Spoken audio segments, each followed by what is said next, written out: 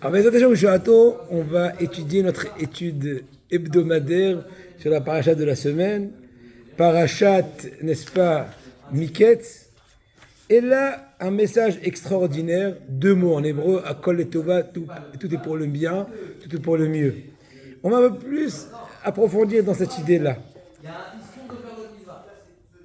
Il est raconté dans notre parachat que Yaakov Avinu, il a dit à ses enfants, pourquoi vous m'avez fait du mal? En fait, il est question du fait qu'ils ont raconté à Yosef, qui ne s'est pas encore dévoilé, et qu'ils avaient un certain frère qui s'appelait Binyamin, etc. Et Yosef les a pris au mot, entre guillemets. Ah, au fait, alors voilà, je vous prends au mot. Amenez-moi Binyamin pour voir que vous n'êtes pas un démenteur, parce que je crois que c'est une façon de vous analyser. Ils sont revenus genre, papa, écoute, papa, il veut pas nous voir. Quand je suis Binyamin, il a dit, mais attends, vous avez fait du mal. Vous êtes en train de faire du mal. Déjà, Yosef, il est déjà pas là, il va savoir Binyamin, etc.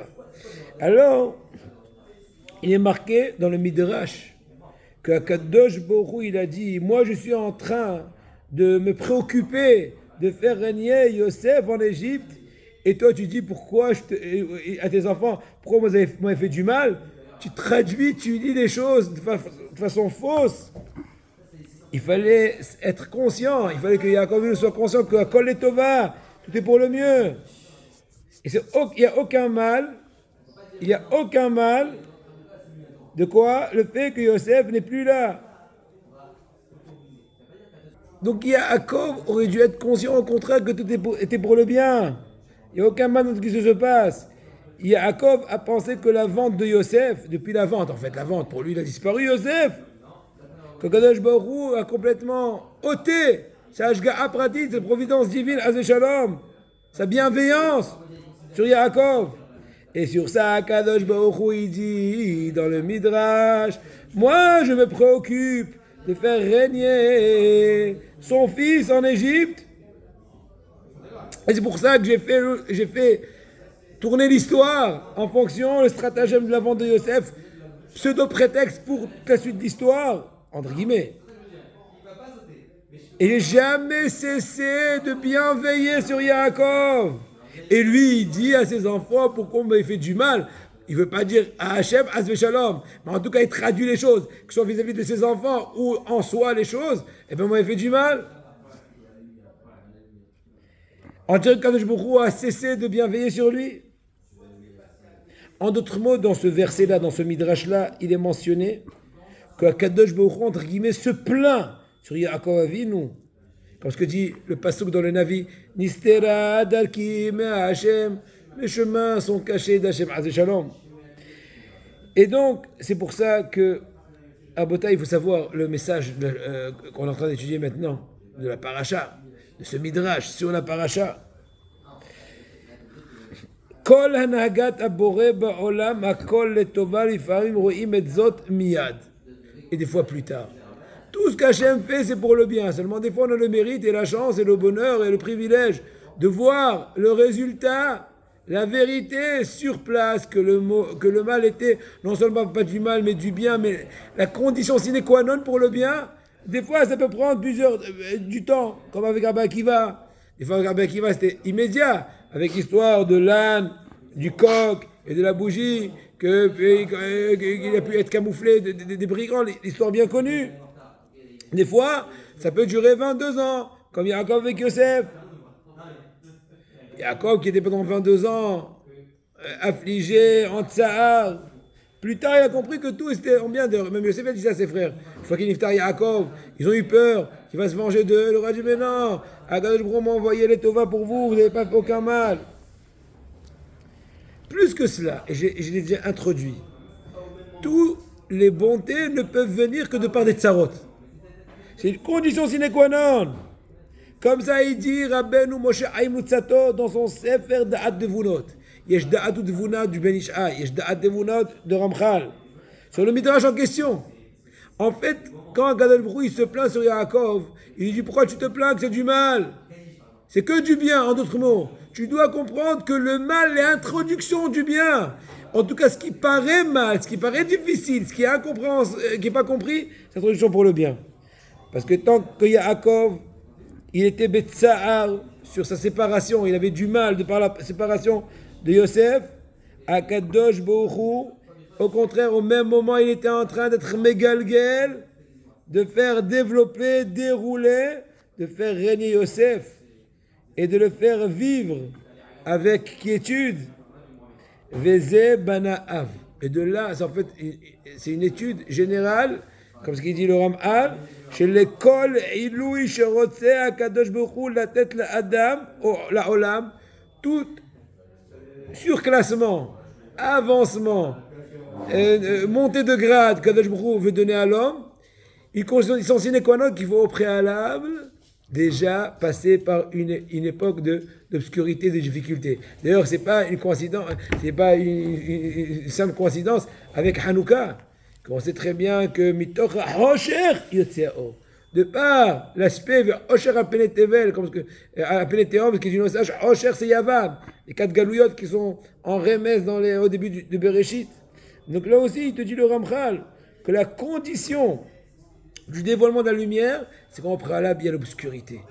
Et d'ailleurs, ce qu'on reproche ici à Yaakov Avinu dans le Midrash, pourquoi tu te plains de l'éloignement de Yosef? C'est le début de la Géoula, la préparation de descendre en Égypte, pour être mevarer les nitzotzot, pour, comment dirais-je, trier tous les étincelles, etc., etc. Tikkun Adam Arishon, c'est la chana Tikkun Adam de la réparation de la faute d'Adam Arishon.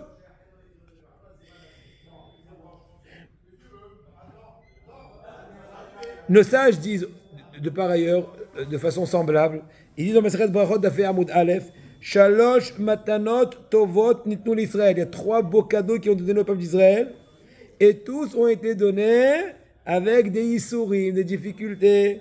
Ouais, Eretz Israël, Olam Haba, etc. Taïre. Donc tu vois que c'est une condition. En fait, il y a une première explication toute simple, qui n'est pas en rapport direct avec notre sujet, que avant qu'Hachem te fait monter de grade, il te donne une difficulté pour te remettre en question que de ton côté, tu ne vaux rien. Une fois que tu deviens modeste, tu pourras estimer ensuite le grade qu'on est en train de te préparer. Donc c'est une espèce d'explication pourquoi la difficulté est une condition, une introduction pour le bien qu'on va t'octroyer tout de suite après ou un peu plus tard. C'est pourquoi, parce que si on te donne facilement et rapidement, tu risquerais d'être orgueilleux, donc on n'a rien gagné. Or, tout le but, c'est d'octroyer tout ça à Hachem, tout pour l'honneur d'Hachem, c'est le premier truc. Mais sans cela, sans arriver à cela, à Kadosh Baruch Hu, sans chercher à comprendre comment ça se passe, on comprend une espèce d'axiome. Avant de te donner de la lumière, il faut faire le sombre auparavant. Donc au contraire, plus le sombre est profond, plus la lumière est plus proche. Incroyable, extraordinaire. Avant tout, bien que Hachem donne à l'homme, auparavant, il lui donne un tsahar, des issourim, ce qui s'appelle en d'autres mots le hester panim, quand je vous entre guillemets, se cache, se voile, quand je vous il veut donner du bien au monde, auparavant il fait du tsahar. Maintenant on comprend très bien que nos sages ont dit un truc incroyable sur Yaakov Avinu. Il dit jamais Yaakov a parlé des dvarim, betelim, des paroles futiles, que comme cette fois-ci où il a dit Lama rehotemli, mes enfants, vous êtes mal comportés, pourquoi vous avez raconté à Yosef, vous avez Binyamin, maintenant vous allez me mettre encore dans le pétrin une seconde fois, ça suffit de dire Yosef. Hachem lui dit quoi? Moi je suis en train de dérouler l'histoire à ta faveur, rapprocher la descente en Égypte en kavod et pas avec des chaînes, etc. Et toi tu dis comme ça, il ferait batala incroyable. Donc, en d'autres mots, bien que Yosef n'était pas conscient que Yaakov n'était pas encore conscient que Yosef était un roi, mais il aurait dû, encore une fois, reporter sur l'ensemble degré, attention, on n'est pas là à nous reprocher, on dit ce que nos sages nous ont dévoilé dans le Midrash. Selon son haut degré, il aurait dû être amin, que même si à ses yeux, Yosef est déjà mort, eh bien, c'était la seule possibilité d'approcher le meilleur du bien. Il n'était pas conscient qu'il était roi. S'il savait encore qu'il était roi, il dit attends, on verra ce qu'il est fraï ou il est froum ou pas. Mais bon, non, il ne savait pas du tout. Aval Mikol Makom Ayalo Lehavin aurait dû comprendre selon son haut degré. Mitor Hatzar Gadol. Mais Shimon a été mis en prison pour ne pas faire, comment dirais-je, une combine avec Lévi. L'histoire a déjà prouvé avec la ville de Shrem avec Dina que quand ils sont ensemble, c'est dangereux. Donc il les a séparés. Donc Yosef n'est pas là, Shimon n'est pas là. On va prendre Binyamin. Alors c'est Ayukulana. Chez Vadaï Tovak de Glozakal. Au contraire, il dit comprendre selon son E degré. Son E degré, il y a un très, très belle, une chose, pierre précieuse qui est enfouie là. Shari Enatovba et la mitochatzar. כשיש צער גדול מאוד, הוא סימן לטובה גדולה מאוד. Tout est relatif. Plus le bien qui est attendu est grand, plus la difficulté qui précède est profonde. Et voilà. לכן היה טענה עליו למה אמר למה רותם לי. הרי אין זה רע בעצם. En fait, il n'y a pas de mal. Tu dis, toi, Yaakov, vous, mes enfants, me faites du mal. En d'autres mots, ce qui se passe avec moi, c'est du mal. C'est vous les coupables. C'est même pas de mal. Pourquoi tu cherches des coupables? Quand il y aura du mal, tu diras qui est coupable. Il n'y a pas de mal. C'est une introduction du bien. Lis la chose dans la véritable lecture. Lis ça de façon réelle. C'est comme en fait quand on est en train de semer un grain. Alors avant de devenir un grand arbre, avec des fruits et tout, qu'est-ce qu'il y a auparavant? Il pourrit. A priori, c'est désespoir. Il pourrit, tu as semé, tu as labouré auparavant, tu as mis des engrais, tout ce qu'on veut. Eh ben non, c'est la condition sine qua non pour pouvoir bien faire pousser ce qu'il faut après. D'ailleurs, nos sages disent la même chose dans le Midrash. Ken, al tismei oyaftili ki nafalti kamti. Ken, ki Hashem ba'osher Hashem orli. Traduction littérale. Am Israël, il dit dans le Navi, ne sois pas heureux, ne te moque pas de moi, toi, mon ennemi, à moi Israël. Les ennemis d'Israël ne moquent pas de nuit. Parce que je m'assois dans l'obscurité. Again, où je suis tombé. N'aie pas peur. Ne sois pas. Ris qui rira le dernier. Et maintenant, le sage dans le Midrash explique ce passage-là. Il te dit, Iloulé yashavti ba'osher lo ya orli. Si je ne me suis pas assis à l'obscurité auparavant, il n'y aurait pas de lumière après. Il m'allait nafalti lo kamti, je ne serais pas tombé, je ne me serais pas redressé. Mitor kaas ratson, mitor rogez ra'amim. Vous entendez bien? Du kaas, au contraire, tu vois comment on veut de toi. Du rogez, du kourou, tu vois combien il y a de ra'amim, miséricorde. Incroyable. Tzara verva'ash nemar ve'et tzara il Yaakov, ou mimena yivashea. D'abord, quand il y a de la tzara, de là-bas, il y aura la Yeshua. Mitoch afela ora. Nimtsa shayisurim em aemtsa'i likiyubat tova atida lavo al adam. Donc on a bien compris la leçon que en fait les isurim c'est une condition sine qua non, le seul moyen de pouvoir amener là. Encore une fois, il y a plusieurs degrés. Des fois, par exemple, le fait que tu fais amal à Torah, ça peut être mechaper. Le amal à Torah, c'est que tu t'efforces, tu te travailles, c'est pas facile. C'est un plaisir en fin de compte. Mais sur le coup, tu répètes, je comprends pas la Torah. Tout revient dans le fouillis. Et tu reprends, et tu réanalyses, et tu vois que le temps passe. Et je dis, mais j'ai même pas avancé un demi-sujet. Mais non, ça aussi c'est des souris. Et voilà, bon, en tout cas. Et voilà, Rabbi Nachman de Breslev qui revient. Il a raconté une histoire peut-être bien connue, mais extraordinaire, avec beaucoup de moussa. Il y avait deux pauvres qui étaient en train de vadrouiller de patelin à patelin. Et un, il était juif, et l'autre, il était allemand. Goy, top. Bien sûr, ils avaient un langage qui était plus ou moins commun, parce qu'on savait que le yiddish et l'allemand sont très, très proches au niveau... Donc, voilà. Et à un tel point que des fois, il y a des gens qui peuvent se tromper. Que le goy allemand pouvait se faire passer par erreur par un yid, d'autant plus qu'il était proche d'un yid.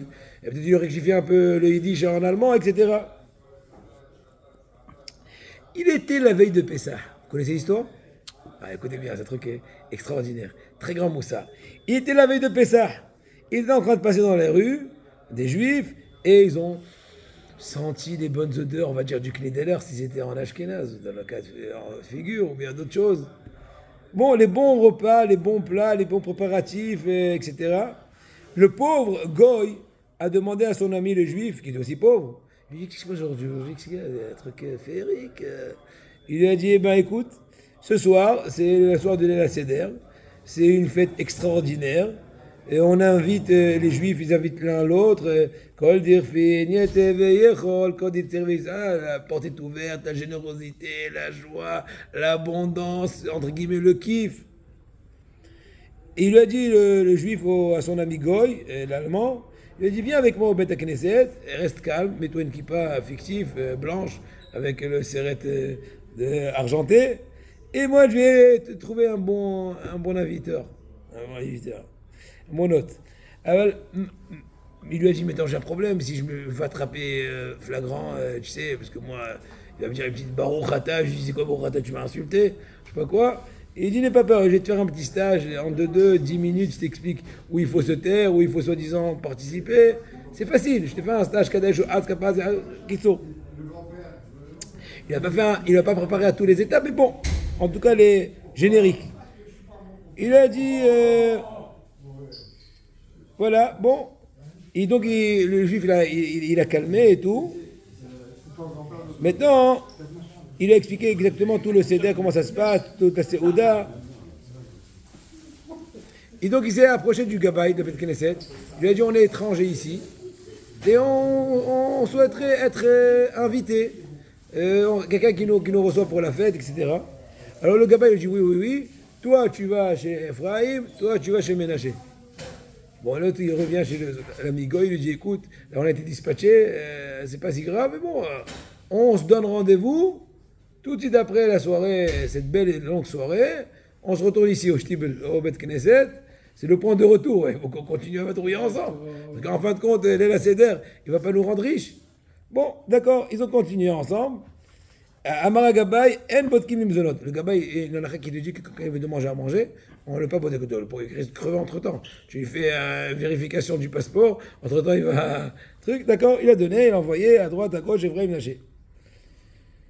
Ok, donc le Goy, n'oublions pas, il était mort de faim, déjà en début de soirée. On a fait ni Kadesh, ni Olhaz, ni rien.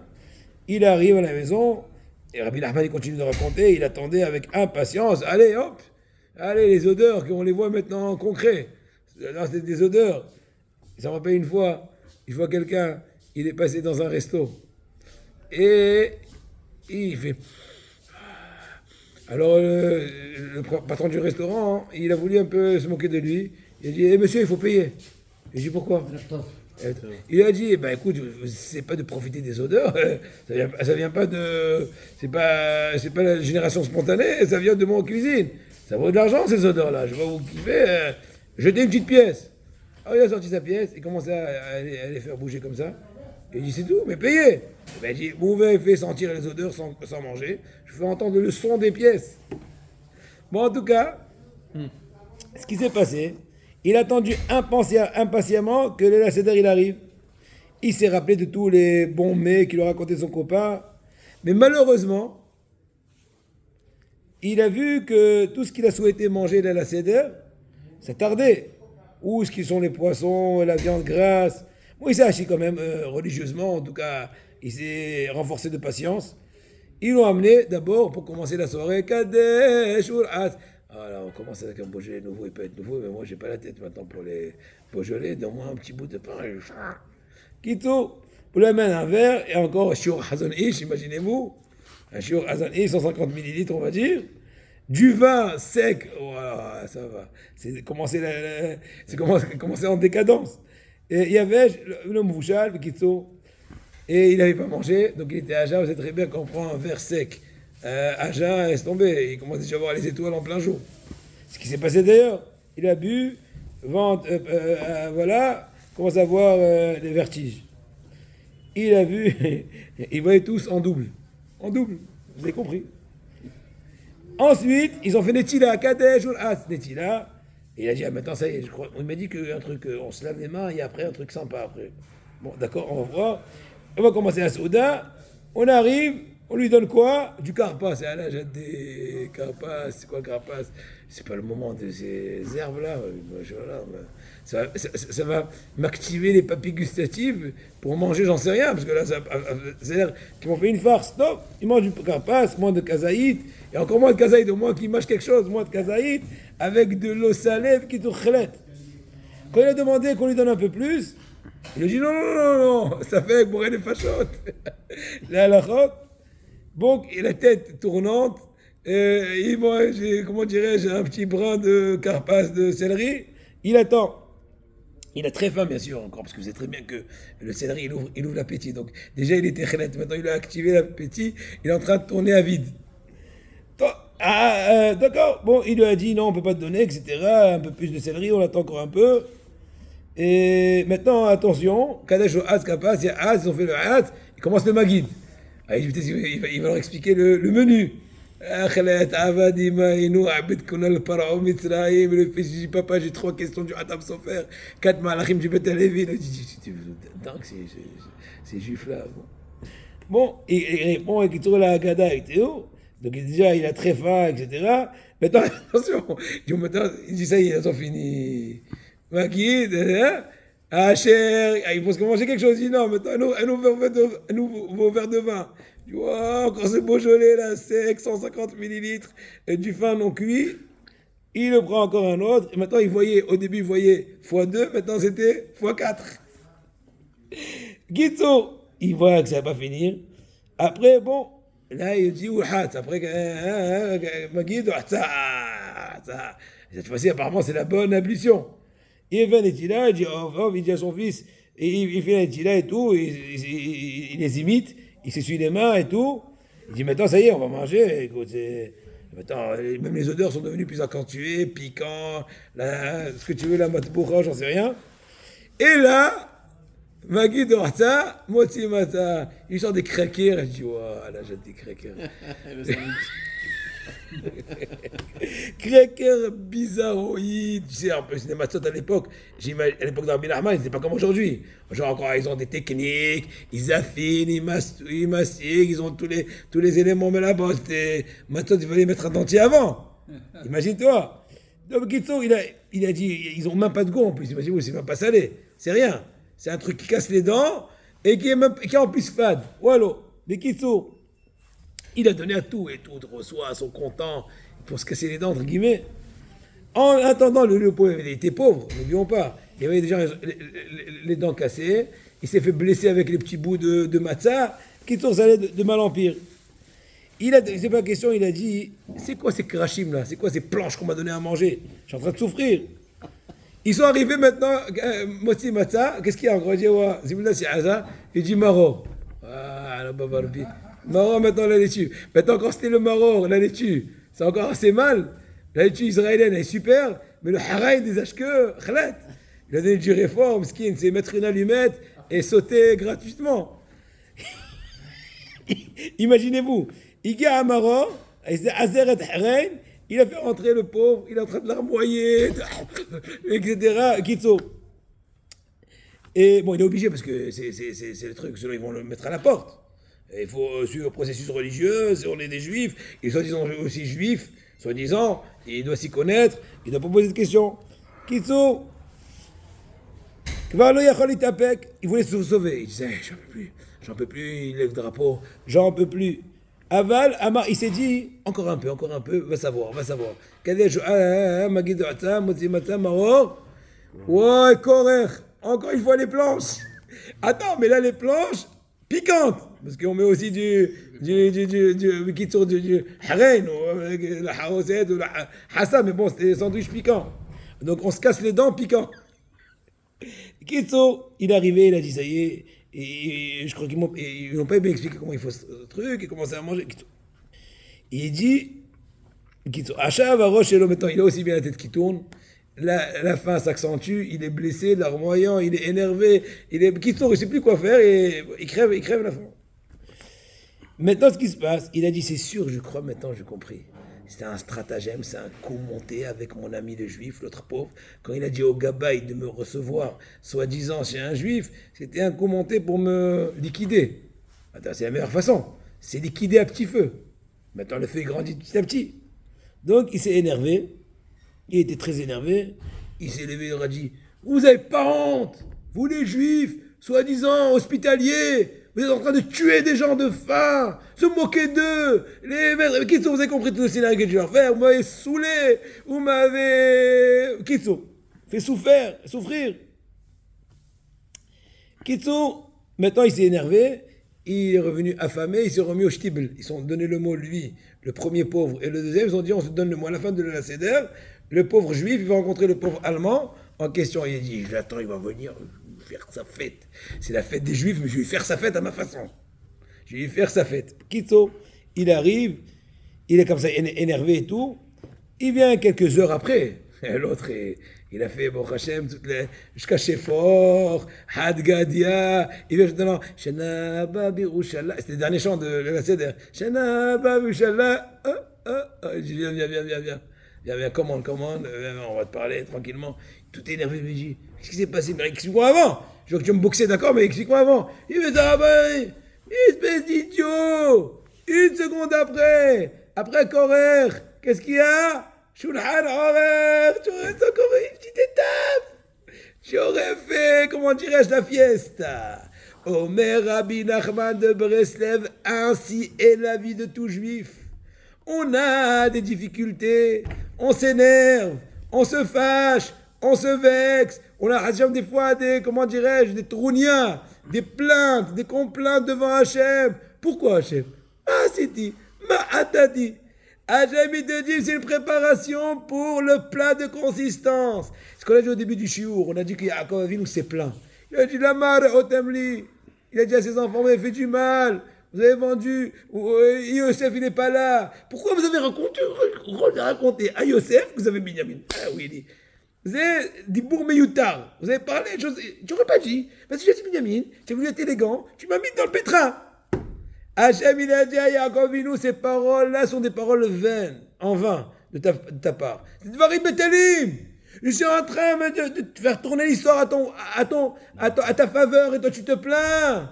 Et on a dit tout à l'heure, au nom du Ramchal, un truc extraordinaire. Une condition sine qua non pour arriver à la lumière, c'est de passer par le noir, par la difficulté. Et plus la difficulté est grande, plus la lumière qui est censée surgir est plus puissante.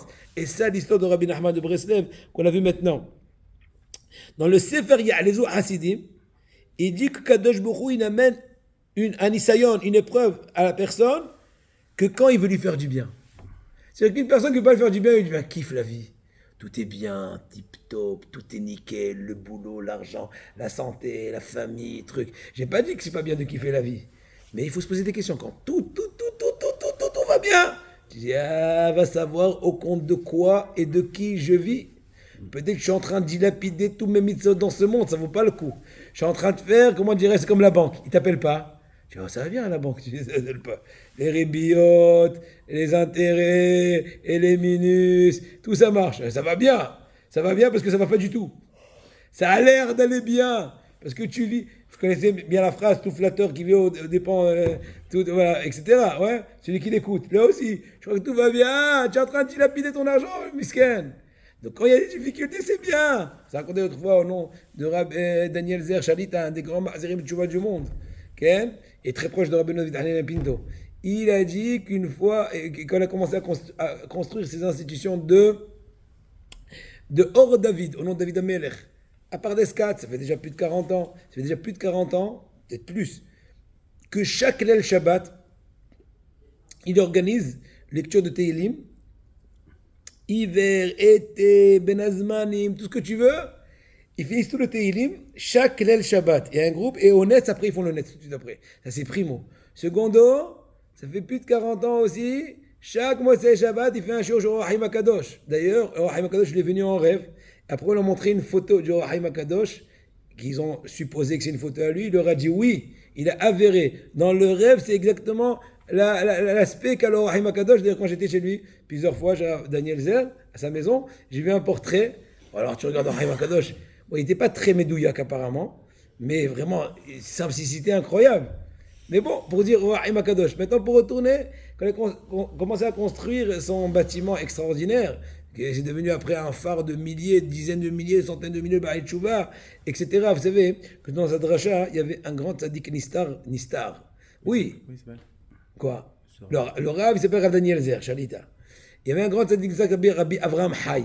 Il est niftar. Ça fait peut-être une dizaine d'années plus. Et il venait tous les mercredis soirs, c'était la dracha de la semaine, là, hebdomadaire. Il y avait plein de monde. Quand je faisais hot chez lui, ça fait des années, et il venait Rav Hades tout de suite après la shiur de mercredi. Il leur a dit il y a une héhara ici, incroyable, qui est rare dans tout le restant du monde. Incroyable. Et vous voyez, ici, Adam Gravadeh, c'était un truc incommensurable. Maintenant, pour retourner sur Avraham Hay, qui est un tzaddik d'histoire très connu, j'avais vu une fois, j'ai rencontré aussi une fois. Bon, en tout cas, une fois, au milieu du shiur, on le voyait, quand Rav Daniel Zer, il s'échauffe, il commence à crier, comme un lion, et il voit Avraham Hay, il fait comme ça. Il fait comme ça. Et les gens ne comprennent pas, donc ce qui arrive, ça va, chouma. Après, ils ont demandé au Rav, ils n'ont pas eu, on a dit, qu'est-ce qu'il y a? Il a dit, j'ai vu un Hamoud Esh sur le Rav. Donc, je scrutais de bas en haut, de bas en haut. Le Hamoud Esh, la colonne de feu de Kedusha qui sortait autour du Rav pendant qu'il était en train d'attirer tout Am Yisraël à Kadosh Baruch Hu. Incroyable. Donc, Rabbi Daniel, quand il a commencé à construire Or David, il a dit au début que tout allait bien. Ah, c'est pas bon signe. Tout allait bien. Fondation, truc, les architectes. Ils sont arrivés au premier étage. Les voisins, la mairie. Elle dit, ça va. Là, tant que tout allait bien, je me posais des questions. Peut-être que c'était pas les Shem Shamaï Maspik. Maintenant qu'il a commencé à avoir des pépins, on a commencé à travailler. Et c'est bon signe. Donc une chose qui vient pas très facilement, ça prouve qu'il y a du bien dedans. Il ne faut pas avoir peur, il ne faut pas craindre. Ça, c'est primo. Dans le Sefer, il y a les eaux acidiques, il te dit que Kadosh Baruch Hu, il amène une épreuve à une personne, que si au préalable, il pense lui donner donc une tova. Ou ba'a, maintenant ce qui se passe. Des fois, la midatadine, la vertu de la rigueur, elle vient accuser. Hachem, peut-être qu'à tes yeux le méritant, à tes yeux, et c'est vrai, il est tzaddik, mais aux yeux des autres, c'est pas encore très approuvé. Donc, quand ils vont recevoir une bonté, ils vont se plaindre. C'est quoi, Hachem? Tu es protecteur? Tu donnes un privilège à un enfant de l'autre? Donc, Hachem, entre guillemets, se sent obligé de faire une épreuve à ce tzaddik-là. Et il est sûr qu'il va la surmonter, mais il l'a fait quand même, pour prouver aux autres qu'il est méritant, mais que même sans ça, il aurait été méritant. Incroyable, hein? Maintenant, il y a aussi une idée inverse, mais ce n'est pas le sujet à nous, mais juste pour ouvrir la parenthèse, que j'avais vu, mon Rav Eliyahu Roth Alav Shalom, il a amené dans son Sefer Moussaré à Rambam. Moussaré à Rambam, il a récolté de tous les livres du Rambam, aussi bien Azaka, aussi bien Igeret, Teman, etc., tous les Moussarim du Rambam, il les aimait en registre. Par exemple, Emouna, Bitaon, Malchut Hashem, etc. Et entre autres, il a amené un certain Rambam, et je dirais que l'idée, comment Rabbi Yocham Leboivitch, à Lévi, Rabbi Yocham de Mir, il a expliqué l'idée. Il est des fois qu'une personne qui est peut-être assez pieuse, en tout cas qui a l'air assez sérieuse, eh bien parce qu'il a fait une certaine faute en cachette, il est méritant d'une punition qui est grave, n'est-ce pas? Maintenant, si Hachem le punit de but en blanc comme ce qu'il le mérite, il risquerait d'avoir Hilul Hachem. Ah, m'skin, c'est tzaddik. Regarde quel malheur, c'est affalé sur lui, est tombé sur lui. Il ne mérite pas. C'est Hilul Hachem. C'est une profanation de nom d'Hachem. C'est comme si tu dis qu'Hachem, Hazve Shalom, il a mal calculé son coup. Tzaddik, il a eu ça. Alina, Olamazé, c'est Sheker. Non, c'est pas Sheker. Il le mérite. C'est ce qu'il fait Hachem. Il fait trébucher cette personne en public à une faute qu'il n'était pas valeureux de trébucher. Il n'était pas au degré de trébucher. Normalement, il devait surmonter. Hachem lui amène une épreuve, ou même des fois qui est plus que ses moyens, ses forces, afin qu'il y ait une bonne raison de le punir sur la faute qu'il a transgressée en cachette. La vraie raison de la punition, c'est la faute en cachette. L'erreur qu'il a commise en public, c'est juste un prétexte ou une bonne raison pour que les gens ne vont pas ensuite grogner. Incroyable, hein? Et même stratagème de réflexion. Avançons, Rabotai. Une histoire extraordinaire. À côté de la yeshiva, de Nahar Shalom, de Rav Benayahu Shmueli, il y a là-bas dans la yeshiva une certaine pièce, une chambre d'études, qui est l'Ilun Nishmat, une certaine Almana Galmouda. C'est quoi Almana Galmouda? C'est une femme veuve qui est restée sans famille, ni mari, ni enfant, inconnue, peut-être on ne sait même pas si elle a des frères, en tout cas méconnue. Galmouda. Elle n'a rien, elle a que Kadosh Baruch Hu qui est le mieux. Maintenant, quelle est l'histoire de cette chambre-là? On raconte que dans le chouk de Mahane Yehuda, il y avait un bon juif qui avait un magasin, un certain commerce, qui, Baruch Hashem, avait beaucoup de gains, Petite, vous savez, ça vous arrive pas, vous n'êtes pas arrivé de rencontrer des fois. Moi, je connais des petits magasins qui font vraiment, on dirait comme les baguettes. Et d'autres magasins dans la même branche, Habibi, ils attendent un par 50 ans. Bracha. Donc il avait la bracha et tout. Et un beau jour, il a une très grande épreuve. En face de lui, un rival, un concurrent, il a ouvert le même commerce et en face de lui. Alors, c'est vraiment. Il est parti à Benayon. Il a dit, maintenant va à Géoula. Tu es à Mahaniouda, va à Géoula, continue, réouvre ton commerce et Hachem Yazo. Bon, il a dit que c'est pas facile, c'est facile de parler, mais bon, la saute, je vais le faire. Et maintenant, ce qui s'est trouvé, qu'à l'étage, il y avait une certaine almana. Une certaine femme, la pauvre Mandawalo, elle a rien.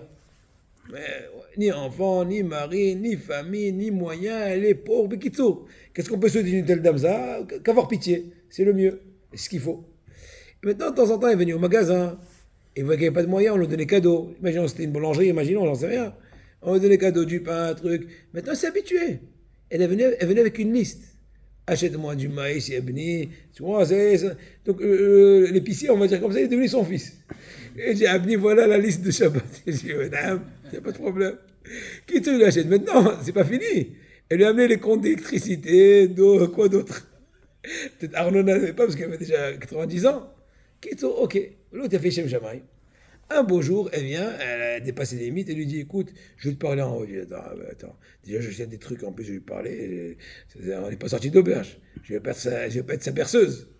Bon, j'ai monté des là, il est monté à sa petite demeure en haut de l'épicerie, et commence à lui dire, écoute, je n'ai rien dans le monde, mais il s'est avéré dernièrement, j'ai un oncle d'Amérique, tout le monde attend cet oncle d'Amérique, il n'arrive jamais parce qu'il faut attendre qu'à Kadosh Baruch Hu.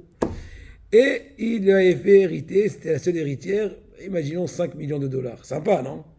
Sympa, ça ne dérange personne. Et voilà, et maintenant, étant donné qu'elle n'a aucune famille, et que lui, il a été très gentil avec elle ces derniers temps, elle souhaite lui léguer toute cette fortune-là. Aïe, aïe, aïe, au début, c'était l'obscurité. Mais ici, Hachem n'avait pas fait de concurrence, qui l'aurait fait bouger de ce lieu. Pour rencontrer, par hasard, il n'y a pas d'hasard, cette almana, les 5 millions seraient partis, j'en sais rien. Peut-être ils seraient partis à l'État américain, j'en sais rien. Aïe, aïe, aïe, bota, et c'est ça le moussard à prendre. Maintenant, continuons un peu par rapport à la paracha de la semaine. Il y a encore d'autres histoires, mais bon, on ne va pas raconter des histoires. C'est marqué par rapport à Yosef Hatzadik. Il s'est coiffé, il s'est bien habillé, il est sorti du bagne, sorti de la prison. Il va rencontrer Pharaon, lui interpréter le rêve des vaches. Oh là, vous avez compris. Le rêve des vaches. Donc, Rashi dit, pourquoi il s'est coupé les cheveux? En l'honneur de la royauté. Il ne va pas venir avec tout son état de prisonnier, bien qu'il était président de la prison. C'est pas, ils l'ont tout légué parce qu'il avait mis tout. Mais bon, il était quand même dans des conditions de prison. Ce n'est pas l'aspect le plus beau. Bon, il s'est bien arrangé pour l'honneur de Jean Route. Lama lo amar gam ave'lef simnotav lichvot amalchut. Rashi s'est préoccupé juste d'expliquer pourquoi il s'est coupé les cheveux. Oui, vaïgalah, il s'est coupé les cheveux. Dit Rashi en l'honneur de la royauté. Pourquoi tu expliquais aussi, ce que la Torah raconte aussi, qu'il a changé des habits en l'honneur de la royauté. Rashi dit que ça, c'est pas une bonne raison encore. Ma'apchat. V'chira kagilou aya lichvot amalchut. Plus que cela, c'est supplémentaire. Je vous dis la vérité, si Rach ne l'aurait pas dit. C'est marqué dans la Torah, ils ont fait sortir Yosef pour venir traduire le rêve, interpréter le rêve par haut. Et il s'est coupé les cheveux, il s'est bien habillé. Je te pose la question pourquoi? C'est la fête? Non, l'honneur du roi, tu ne vas pas venir, il faut être honorable. Il n'y a pas besoin que Rachel explique du tout la raison, on comprend de nous-mêmes. יש לומר על פי הגמורה בברוכס סיפרה זה שסיפור זה של יוסף היה בראש השונה. N'oublions pas, quand est-ce que Yosef a été libéré de la prison, chers amis? Le jour de Rosh Hashanah. Edout Yosef, Samo, Betzeto Hatzé, etc. Quand est-ce qu'ils sont en Égypte? Le jour de Rosh Hashanah, c'est une sorte de Rosh Hashanah. Donc Rosh Hashanah aussi, Nifgedou Imaot à Rosh Hashanah, etc. Ils ont donné Zera, ok. ואם כן, וכשאל רש"י, גיליה, אפילו זה נעשה על ידי גוי, איך הותר לדבר זה? הרי הוא שמר את כל התוירו. On sait très bien que les Avot HaKadoshim ont observé la Torah, même avant le don de la Torah. Or, Rosh Hashanah, c'est Yom Tov. Rosh Hashanah, c'est Yom Tov, on n'a pas le droit de se couper les cheveux pendant Yom Tov, même par un goy. Même indirectement par un goy, tu n'as pas le droit qu'un goy te fait un travail pour ton profit. Surtout là encore, c'est dans réponse de dit, c'est Pikuach Nefesh. Il a oublié de couper les cheveux de Rosh Hashanah. Mais les habits, il n'y a pas besoin d'expliquer. C'est sûr qu'il les habillé Menko pour Yom Tov. Il n'y a pas d'interdiction dans cela. Donc il n'y a pas besoin d'expliquer pour quelle raison il s'est bien habillé. Soit pour le roi, soit pour Yom Tov. Il n'y a aucune action interdite qui est en rapport avec s'habiller bien. Changer les habits. Extraordinaire. Continuons. Oui, encore 5 petites minutes de se délecter. Moi j'ai encore essayé de réveiller, n'ayez pas peur. Et encore à bosser, j'ai raison. Qu'on ait des forces. Ça veut dire que Yosef, il a dit, Pharaon, il a dit à Yosef, dans mon rêve, j'ai vu 7 vaches, Karata, chétif. Ma mâche, ça fait mal au cœur. C'est comme ça. Tu sais, à l'époque, bon, je vais dire un truc, mais c'est pas grave. Chétif, d'accord? Il dit, à Ta'am, Joseph Paro d'avoir ses propres paroles, il est un peu exagéré, ça a l'air un peu de la prose. Il dit, j'ai vu des vaches, j'ai jamais vu plus. Il dit, des vaches minces. Après, il dit, ils sont montés, ils ont mangé les 7 grosses. 7 minces, ils ont avalé les 7 gros, ils sont restés intacts, etc. Après, je vais me dire, j'ai jamais vu des vaches tellement maigrichonnes. Il dit, le Ktav Sofer, le fils de Adam Sofer, il te dit, Shekayadoua ita bagemore, she'en Adam holem ela mehiro libo. En général, une personne rêve dans le soir, rêve dans la nuit, dans son sommeil, ce qu'elle a pensé en journée. Oui, c'est un reflet. Je crois qu'il y a une expression d'ailleurs qui se dit. Le rêve, c'est acquérir nos désirs qu'on ne peut pas atteindre lorsqu'on est en éveil. Je crois que m'avait dit mon père, j'ai oublié. L'imken, t'as un pas. Hein, tu veux le dire? C'est pas le dire. Je vais demander à ma mère. L'imken, t'as un par halom ze ou l'homme yore libi. Alors, il dit qu'elle a rêve ça, extraordinaire. Il dit par à Yosef, j'ai une preuve que ce rêve-là, c'est pas juste le reflet de ma pensée. Donc le rêve, il est n'importe. Non, jamais j'ai vu des squelettes vaches comme ça. Si j'aurais vu, j'aurais pu dire que 10 ans plus tard, dans mon rêve, j'ai fait, comment dirais-je, une répétition de la chose. Jamais vu. Donc ça prouve que c'est vrai. Explique-moi ce qui se passe. C'est horrifiant. C'est horrible. Avançons, chers amis. Il te dit, dans la suite de la paracha, que Yosef, après avoir interprété le rêve, n'est-ce pas, à Pharaon, il lui donne des conseils. Il dit donc étant donné que j'ai expliqué que les 7 vaches grosses sont les années de prospérité, les 7 vaches minces sont les années de la famine, et que le fait qu'ils n'ont pas grossi, même après avoir avalé les 7 grosses vaches, ça prouve que la famine va être tellement profonde et difficile qu'on va complètement oublier les 7 années de prospérité, point final. Et là, il continue une espèce d'initiative, n'est-ce pas? Et donc, en fonction de tout cela, de toute cette traduction, cette interprétation des rêves, je conseillerais à votre majesté, Pharaon 18, de choisir une personne qui est très compétente, très navonne, très intelligente, très sage, et qui le mette responsable de tout l'Égypte, parce que c'est le moment, pendant les années de famine, de récolter ou de mettre de côté ce qu'il faut. Parce que c'est quoi l'intelligence? C'est lors de l'abondance, déjà s'imaginer la famine, et pendant l'abondance, faire des économies. Parce que quand tu as de l'argent maintenant, tu dis, allez, je kiffe, on verra après. Quand elle arrive la famille, il dit, khlet. Allez, voilà, khlet, il a mangé. Mais c'est se simuler la famine pendant la prospérité. Bon, c'était l'histoire. Je t'en prie, Yosef, pourquoi tu as été convoqué? Pour interprète. Ça y est. Tu n'es pas un conseiller, tu n'es pas le ministère du conseil. Tu es venu en tant qu'interprète. Merci beaucoup. Prends ta bourse. Ciao. Pourquoi tu as besoin c'est à la rigueur, c'est de la chutzpah. Imagine-toi, quelqu'un il t'a dit, tu viens chez le roi, il dit, je sais rien moi, fais-moi une peinture. Tu l'as fait, tu dis, et maintenant je vais te dire aussi, si tu bois un jus d'orange, tu verras la peinture avec d'autres couleurs. Notre base conseil, tu as fait ta peinture, ciao, au revoir. Il te dit, Rabbi Ezra Atiya, le maître de Rabbi Ovadia Yosef, il explique comme ça. Shamila ve'ata amar paro ve'lo Yosef. Vous entendez? Ce qui est marqué dans le pasuk ve'ata, yare paro ish navon ve'akam ve'shito al eretz Mitzrayim, le mot ve'ata, c'est pas Yosef qui l'a dit. C'est Pharaon qui l'a dit. C'est Omeret. Chez Paro, Amar, Arèche Yosef Patar et Halom. Vous entendez? Après que Yosef a bien interprété, il avait l'air convaincu que toutes les autres interprétations, Hachem a fait, qu'ils n'ont pas plu. Il dit, il y aura 7 filles qui vont mourir, 7 qui vont naître. Chacun dit, c'est n'importe quoi, ces charlatans là. Mais maintenant, une fois qu'il a vu qu'il était Yosef, il dit, waouh, ça a l'air vrai. Je sais pas, ça s'habille bien sur moi. Il dit, Ve'ata. Qui a dit Ve'ata?